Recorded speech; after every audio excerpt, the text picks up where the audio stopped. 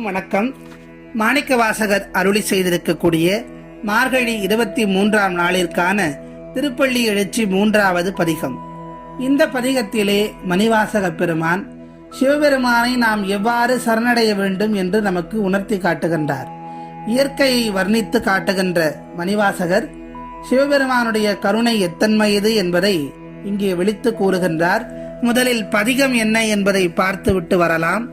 கூவின பூங்குயில் கூவின கோழி, குருகுகள் இயம்பின இயம்பின சங்கம், ஓவின தாரகைகள் ஒலி உதயத்து, ஒருப்படுகின்றது விருப்பொடு நமக்கு, தேவ நர்சரி கழல் தாளினை காட்டாய், திருப்பெரும் துறை உரை சிவபெருமானே, யாவரும் அறிவறியாய் எமக்கொழியாய், எம்பெருமான் பள்ளி எழுந்தருளாயே என்பது மாணிக்கவாசகர் அருளி இருக்கக்கூடிய திருப்பள்ளி எழுச்சி 3வது பதிகம்.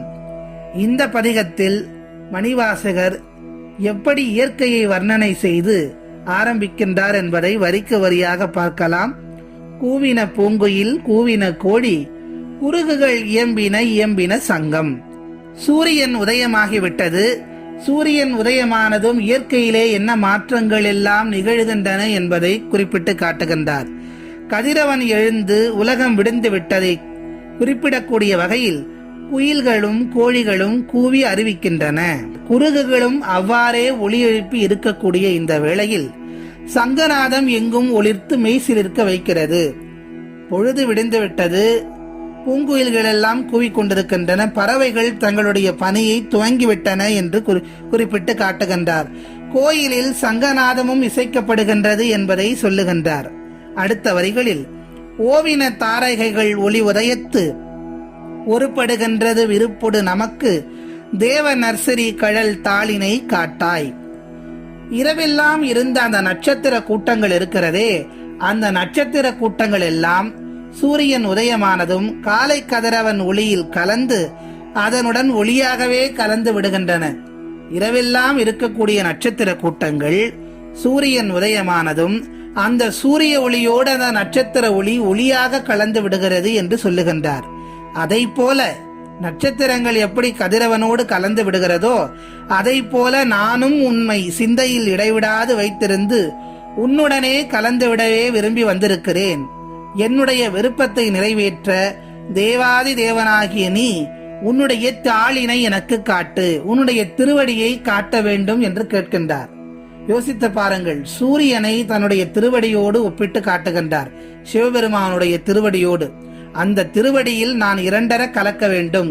எப்படி நட்சத்திரம் சூரியனில் கலந்து விடுகிறதோ, அந்த ஒளி ஒளியாக கலந்து விடுகிறதோ, அது போன்று நானும் உன்னுடைய திருவடியிலே கலந்து விட வேண்டும் என்று கேட்கின்றார் மணிவாசகர். இவற்றையெல்லாம் எந்த இடத்திலே கேட்கின்றார்? எந்த ஊரில் இருக்கக்கூடிய ஆலயத்தில்? அடுத்த வரையில் சொல்லுகின்றார். திருப்பெரும் துறை உரை சிவபெருமானே, யாவரும் அறிவறியாய் எமக்கெளியாய், எம்பெருமான் பள்ளி எழுந்தருளாயே. திருப்பெருந்துறையிலே எழுந்தருளி அருள் செய்திருக்கக்கூடிய சிவபெருமானே, அந்த திருவடிகளின் மகிமையால் நான் எவரும் எட்ட முடியாத ஞானத்தை அடைந்து விடுவேன். தேவர்களாலும் வேறெந்த கணத்தாராலும் அறிய முடியாத பெரும் பொருளே என்று சொல்லுகின்றார். யாவரும் அறிவறியார், யாராலும் அறிய முடியாதவன் அவன் என்று சொல்லுகின்றார். உலகெல்லாம் உணர்ந்து ஓதுவதற்கரியவன் என்று பெரிய புராணம் சொல்லுகின்றது. அதுபோல் யாருமே அவனை அறிய முடியாது. அப்படிப்பட்டவன் எமக்கு எளியாய். ஆனால் அப்படி யாரும் அறிய முடியாத தன்மையாக இறைவன் இருந்தாலும் எமக்கு மட்டும் எளிமையாக காட்சி தருபவனே சிவபெருமானே என்று சொல்லுகின்றார். எம்பெருமானே, என்னுடைய சிந்தை முழுக்க நிறைந்திருக்கக்கூடிய சிவமே, எம்பொருட்டு உறக்கம் நீக்கி எனக்கு அருள் புரிவாயே என்று கேட்கின்றார் மாணிக்கவாசகர். சரணாகதி ஒன்றே ஆண்டவனை அடையும் வழி என்று இந்த பாடல் ஆணித்தரமாக கூறுகின்றது. பக்தி என்பது ஆலயம் செல்வதோ வழிபாடு செய்வதோ மட்டும் இல்லை. அந்த வழியாக சென்று ஆண்டவனை பிடித்துக் கொள்வது. என் கையில் ஒன்றுமில்லை, உனக்கே ஆளானேன், என்னை நீ பார்த்துக்கொள் என்ற சரணாகதியே ஆன்மீகத்தின் உச்சம். சூரியனின் தாரகைகளுடைய ஒளி கலந்து போவது போல், நிலம் தொட்ட மழை துளி அந்த நிலத்தின் வண்ணத்தை பெற்றுக்கொள்வது போல் இறைவனது தன்மையாக நாமும் மாற வேண்டும். அன்பு, கருணை, பொறுமை இவை எல்லாம் தானே சிவத்தின் அடையாளம். அதை போலவே நாமும் மாறினால் இறைவனிடம் தஞ்சம் புகுந்து விடலாம் என்று சொல்லுகின்றார் மணிவாசகர். ஈசனில் விருப்பம் கொள்ளும் ஆன்மா அவனது திருவடியை அடையும், அங்கே இணையில்லாத பேரின்பத்தை காணும் என்பதே இந்த பாடலுடைய தாற்பயமாக இருக்கின்றது. அது மட்டுமல்லாது இறைவனை எப்படி நாம் சரணாகதி அடைய வேண்டும், ஆலயங்களுக்கு செல்லும் போது எப்படி வழிபட வேண்டும், அங்கொரு கண்ணும் இங்கொரு கண்ணும் ஆலய வழிபாடு இல்லை என்று ஒரு பாடலே இருக்கிறது. பேசிக்கொண்டே இறைவனை வணங்குவது, கோயிலுக்குள் உலக விஷயங்களை பற்றி அலசுவது, அவர் என்ன செய்து கொண்டிருக்கிறார், இவர் என்ன செய்து கொண்டிருக்கிறார் என்று சிந்தையை அந்த நேரத்தில் அங்கே செலவிடுவது, இவையெல்லாம் நிச்சயம் பலன் தராது. அங்கே இறைவனின் திருநாமம் மட்டுமே கேட்க வேண்டும். நம்முடைய சிந்தையிலே இறைவனை மட்டுமே நினைக்க வேண்டும். மனதை இறைவன் பக்கம் திருப்பி அவனுடைய திவ்ய தரிசனத்தை மனதில் நினைத்து வழிபட்டால்தான் உண்மையான பலன் உண்டு என்பதை இந்த பாடலின் உட்கருத்தாக மணிவாசகர் நமக்கு சொல்ல வருகின்றார்.